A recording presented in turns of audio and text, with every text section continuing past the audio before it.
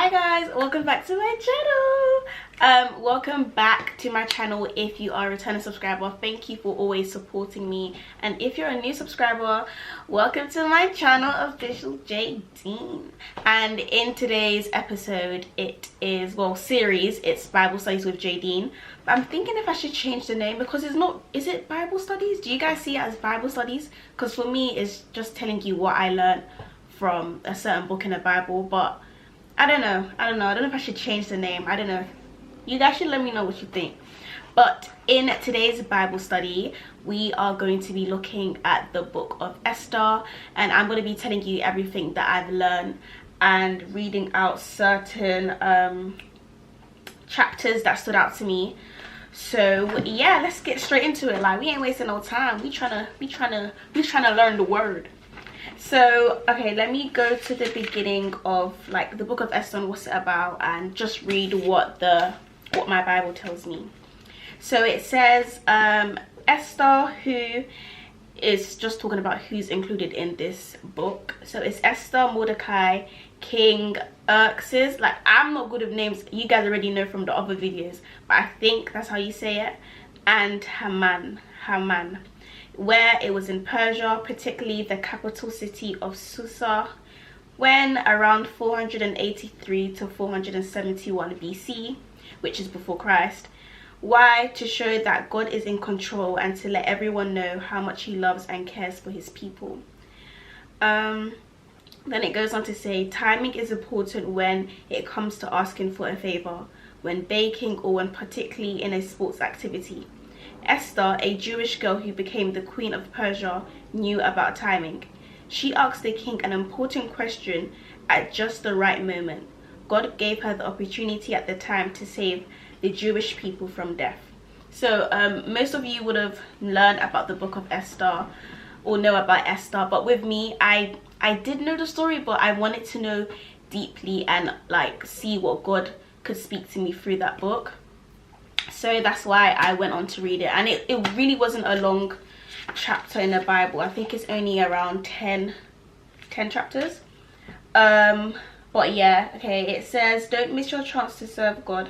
Timing is everything. So as you can see from the summary that the Bible gave, or this Bible gave, it just talks about the story of Esther, and particularly the message of timing and how timing is so important.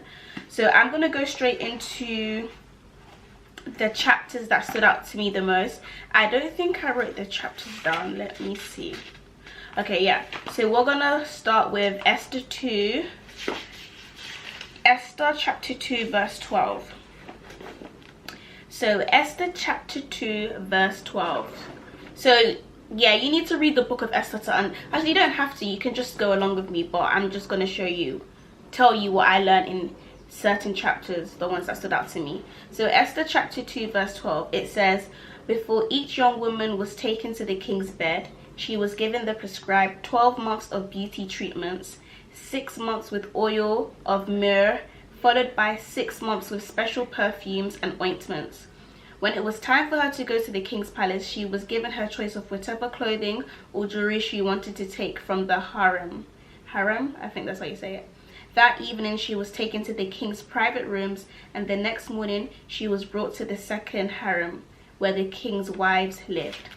Okay, I'm just gonna stop there because that was actually to 14. But chapter 12 just talked about how before Esther was taken to the king, she needed to have 12 months of beauty treatment. And what I understood from that chapter is, for Esther to prepare to become queen, beforehand she had to do a lot of beauty treatments. Then I said, for us to become the highest version of ourselves, aka who God ordained or created us to be, he has to prepare us. Beauty treatments include, well, the beauty treatments that the beauty treatments that Esther did was 6 months with oil of myrrh, followed by 6 months of special perfumes and ointments. And how I like translated it to my life, and like how everyone can take a piece of what I'm trying to say is that for us to become who God created us to be, he has to prepare us. The beauty treatments will include like reading and meditating on his word, getting to know him and build a relationship with God ourselves, self-love, taking care of ourselves physically, gym, good diet, what we watch, so our ear gates, our mouth gates, our eye gates, just make sure that we cleanse it and prepare it, and who we surround ourselves with. And then I said that the fact that the beauty treatments took 12 months shows that it is a process to become who God called you to be fully, and there are no shortcuts. So the reason why I'm not, do you know what, I don't know why it took so long for the beauty treatments that Esther did, or why that process was so long, like a whole year before she is presented to the king. But I think it shows that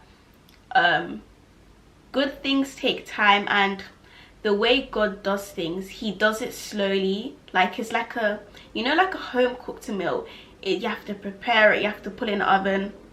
It's a longer process than me getting a takeaway or getting a microwave meal. And I feel like the beauty treatments and what we have to do for God to prepare us, it will take time, because he wants us to learn in the process that we are going through. He wants us to grasp onto it, like especially with us getting to know God. It's not a quick thing.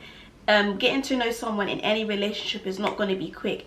It even takes years, and even when you get married, you're still getting to know the person. Even when you're in a friendship with someone, you still find out new things 10 years, 15 years down the line. So I think yeah, just good things take time. Like you don't want anything to be long, and because she's a queen, it's only right that the process to prepare her is a long time. And I'm sure Queen Elizabeth, I think when she found out she was going to be queen, they prepare you from long. If you're the heir to the throne, they prepare you from childhood. So like King Charles, who just became king recently, he's been heir to the throne for a long time, and he's been prepared from a child, because as soon as he's born, everybody knew that he was the next. After Queen Elizabeth died, he's the next in line.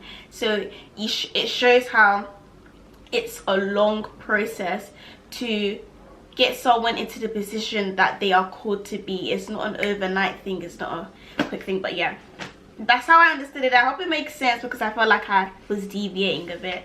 But yeah, that's what I wrote. Yeah, and then I also got from that chapter, I said, if you seek, want, love relationships in your life, you need to undergo these godly beauty treatments so that you can be ready, prepared for your husband. But also the relationship with God is a solid and firm foundation. Yes, and so Esther was prepared a year before she met the king, which was going to be her husband. And I feel like this is for anyone who is a woman, or even a man who is seeking or who wants to get married in the future, like myself.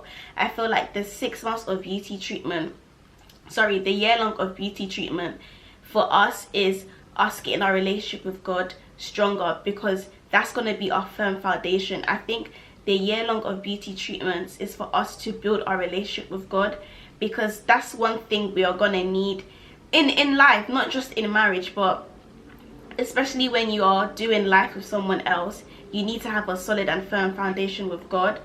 Like with me, I'm currently single, and I feel like, you know, before when I was younger, I used to be like, oh, I want a boyfriend and da da da.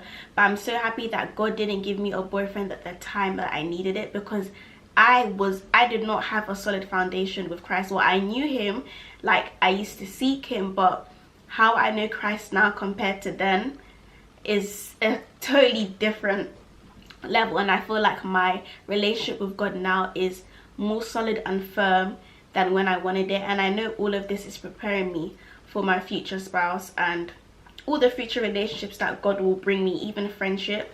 And I feel like now my relationship with him is so strong, is so firm, and it's only gonna go up from there. It's only gonna get better.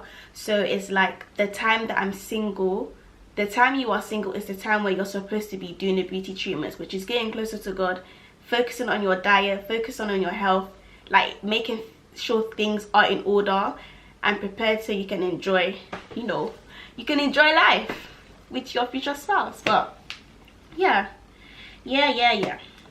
Okay, that was a lot of rambling. I always say this. I hope I make sense, and I hope that you guys tell me your you guys tell me your interpretations of what Esther chapter 2, that chapter, told you. Okay, so basically the camera died, sorry guys, but we're gonna go into Esther chapter 2 verse 20. But basically what I was trying to say, if I muddled my words up, what I just learned from chapter 2 in general is that to be the person that you want to receive, so if you want a godly spouse, you need to do the work in yourself first. You need to heal some things that you know from the past, and you need God to be the firm foundation. You need to have a relationship with God first before he can bring someone else into your life, because if you don't have that solid relationship with God before he brings that person to your life, they're going to become your idol, and it's not going to end up good. So that's all I was trying to say. So let's get into Esther chapter 2 verse 20. So Esther 2:20 says, let me get it, I thought I had it on. It says, Esther continued to keep her family background and nationality a secret. So the reason she did this is because if they knew she was a Jew, they would kill her, and she most probably wouldn't have the opportunity to get as far as becoming queen and like seeing the king and all of that. So what I learned was that, well, what God spoke to me was that not everyone needs to know everything. Not that she was lying, but it wasn't the right time for them to know. So I said not everyone needs to know everything was needed at that time, because Esther was a Jew, so she could have got killed, disliked, not given her the opportunity to become queen. So at the right time, God will reveal that she was a Jew at the right time. So again, it's all about timing. It's not that she lied, but it wasn't the right time for them to know, because it could have got her killed, and the way God wanted to use her wouldn't have been able to happen if they knew she was a Jew from the beginning. And I said only speak when God wants you to speak, and only tell people certain thing when God wants you to tell them that certain thing. So it's all about discernment. It's literally seeking God in everything that you do, and that's how it should be. Like, I'm talking about everything. So I think it depends what relationship you have, but with God. But with me, my relationship with God, I asked him if I should change my hair color, what color I should change it to.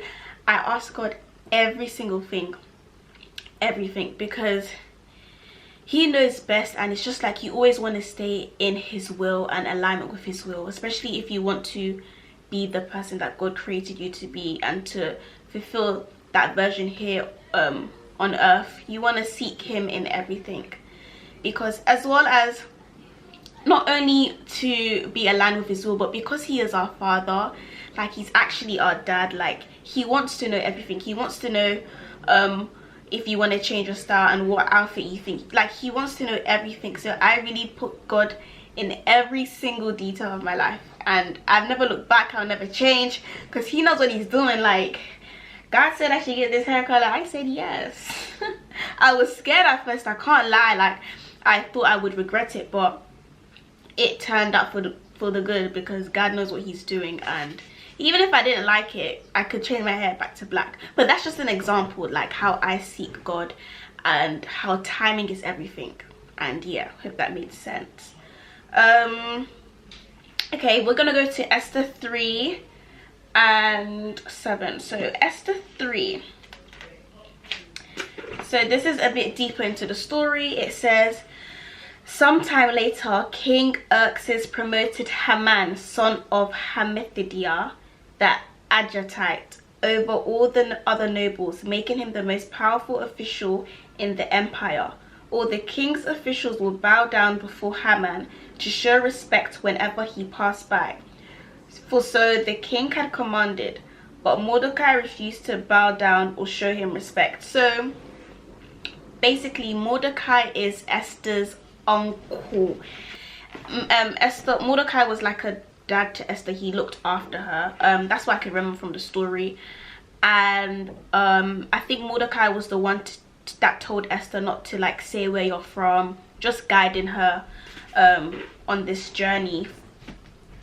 And like I just read, the king at that time had promoted Haman, who was the son of Hammedatha, making him the most powerful in the empire, like after the king, and everyone had to bow down to him, but Mordecai refused to bow down to him. And basically later on in the story, if you go through chapter 7 verse 9, let me just get that quickly.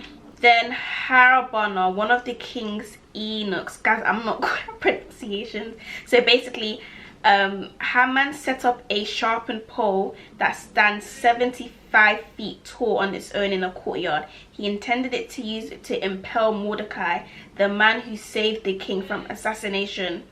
Then impale Haman on it, the king ordered. So they impaled Haman on the pole he had set up for Mordecai, and the king's anger subsided. So so Mordecai was Esther's young cousin. So Esther's name is also Hadasha, which is also Esther. And when her father and mother died, Mordecai adopted her into his family and raised her as his own daughter. So yeah, Mordecai is a good man. Keep this in mind. So Mordecai is a good man, and he wouldn't bow down to the Haman, which was the king's. He was really powerful after the king. And if you read the books later in the line, basically Mordecai saved the king from getting assassinated, but Haman he just didn't like Mordecai. I can't remember, let me see if I can bring it up. I think it's because he was a Jew, so he didn't like him. So the Haman guy wanted to assassinate him. So basically he set up like a sharpened pole outside the courtyard, so that when they kill Mordecai, they will hang him on the pole. But because I think Haman ended up betraying the king, I can't remember, you guys go read the book, I'm not going to tell you. But yeah, if you go read the book, basically what happened is that the trap that Haman set for Mordecai when he was going to kill him, Haman basically, it backfired, so he died in that gory way. And basically what I learned was that God won't allow your enemies to prosper, especially because Mordecai was a good person. This guy was just hating, and he was a bad person. And it's the fact that what was meant for him, for Mordecai, ended up being for Haman. So Haman basically set up his own death, and it is just so crazy. But I wrote that God won't allow your enemies to prosper. If you curse someone who is undeserved, it is like setting up, planning up your own death. And that's literally what happened. Haman set up his own death just because he didn't like Mordecai. So I thought that was very powerful, and it just shows that God sees everything, and he won't let you go. He won't let bad things happen to you if you're a good person. Like, if he can see your heart, what is intended for your downfall, he will use for your good. And it just shows the power and glory for his name. And the wicked never prosper. And it's hard because in this world we see lots of things happening which is bad and it's not good. But remember that God is on the throne, and judgment for them will come. And karma, I believe in karma. Karma is God. Like, what goes wrong comes around, and it's the same with you reap what you sow. And that's to do in all things in life. But yeah, I just loved how he basically set up his own horrendous trap for himself, which he thought was for someone else who was undeserving. And yeah, God just said, no baby, you set that up for yourself. You thought you got away, but yeah, it was so bad. Okay, we go later on into the chapter, and it's chapters 9 and 10. So basically is the victory of the Jews. And what I got from chapter 9 verse 10 was that Esther was born and prepared for such a time like this, as well as our godly beauty treatments is preparing and bettering ourselves. It will be used to bless others. Whew, what a word. How Esther saved the Jews. So how Esther got her husband, and she went all of that treatment, and she got her happy, like she's got her man, she's happy, is crazy. Well, it's always God's ordained plan that marriage set the whole generation, like it set the whole Jews free. And it shows that God preparing us, as well as it is for us, like internally with our relationship with him. It's more about the people that we will bless when we are done our treatments and done our preparations, and how our unions can bless other people. And I feel like sometimes this is why this life is not our own, because in order, like, you becoming the best version of yourself, you bettering yourself with getting closer to God and doing all of those godly beauty treatments, is not for you, but it's for other people. Even if it's for one soul that you save, like, is never for you, it's for the kingdom. Is to get other people on board and to get other people in the bandwagon and come to the kingdom. And yeah, like, it's never for you. And it just shows, like, Esther going all through of that, God preparing her. It wasn't for her, but it was for the victory of the Jews and how she saved the Jews. And I just think that it's just so beautiful. And then I also wrote that God doesn't allow your beauty treatments, which can be painful, to be in vain. Like, no one, like, the beauty treatments, it doesn't say, like, obviously I'm changing it and interpreting it in my own way, but getting closer to God can be hard. Being disciplined can be hard. Being consistent in the gym and in other things can be hard, but it's not in vain. Like, as much as you will reap the benefits from it, it's more for other people that will see what you're doing and want to know Christ and be saved. So that's what I learned. And I said, as well as it is blessing you, it will bless other people, including your loved ones. So yeah, like, you getting closer to God, you becoming the highest version of yourself, you will bless everyone around you. Like, you won't only bless yourself, but you will bless everyone. It's just like a ripple effect, because, like, you're the example of what people look up to and want to be like. So yeah, that's what I interpreted. I hope it makes sense, guys. But yeah, make sure you guys tell me your interpretations in the comment box. And oh yeah, I think this was also in chapter 9 verse 10 for Mordecai. So it says Mordecai was given Haman's position. So Haman was the second basically in command to the king. So when he died that horrible death, Mordecai was given that position that was meant for him. And he became more powerful and respected. He became prime minister with authority next to that of the king. Whew. So God raised him high, just like Joseph in the Bible. So with Mordecai, he came from humble beginnings, like his brother and his sister-in-law died. He took Esther, adopted her and raised her as her own daughter. He was just a good man. And the way God just rose him, and that's one thing you can, like, God is just amazing. Like, he sees all. Like, when you're thinking, Lord, when is it my time, when is it my turn, just know that everything that you're going through is not in vain. Yeah, sorry guys, before I continue, I hope that all I'm saying is making sense, because you know it's hard, because sometimes you, like, with my notes, I know I'm making sense, but it may not be like that for you. So just let me know in the comments if it makes sense and if you're understanding my interpretations and how I, like, saw, well, what God was telling me. And yeah, but yeah, basically what I was saying at the end was that how Mordecai was given Haman's position and became more powerful and respected, and basically second to that of the king. It just reminded me of Joseph in the Bible, where he went through all of those hard times and God raised him up to be the most powerful in the whole land. Like, it's just like, you don't go through pain and all of that for nothing, especially when you stick close to God and you're thinking, why am I going through this? There's always a reason. The pain is a purpose, it's a testimony.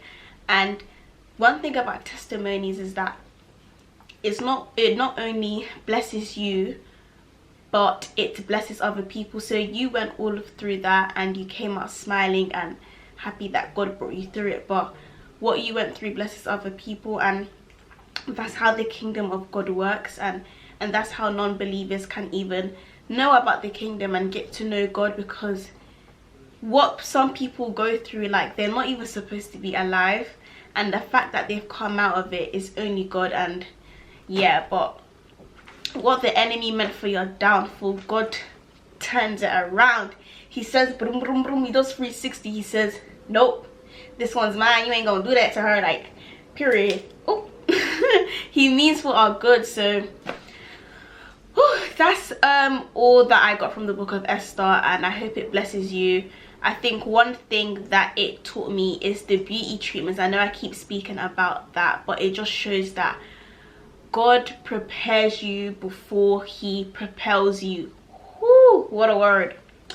Wow, God prepares you before he propels you. Wow.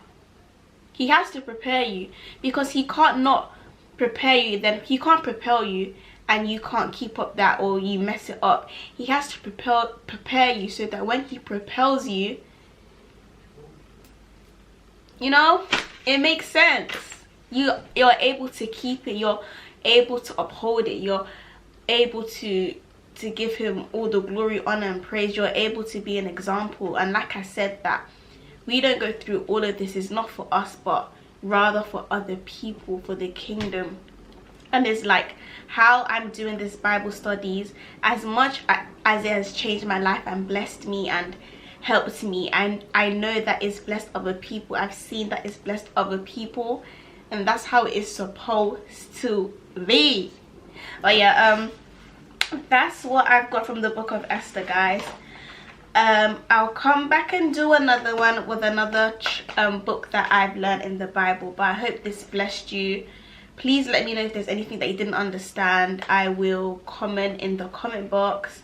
What else? I think that's it for this episode. I hope you guys enjoyed it and loved it, and I really enjoy speaking to you guys. And remember to always be aligning yourself and working on yourself physically, gym, discipline, diet, consistency, and just stay close to God so that you can walk on this earth the person he created for you to be. And yeah, because it's really the best feeling, and it's the most fulfillment thing that we're ever going to get in life, is our relationship with God and walking in the person that he created us to be. That's the most fulfilling thing.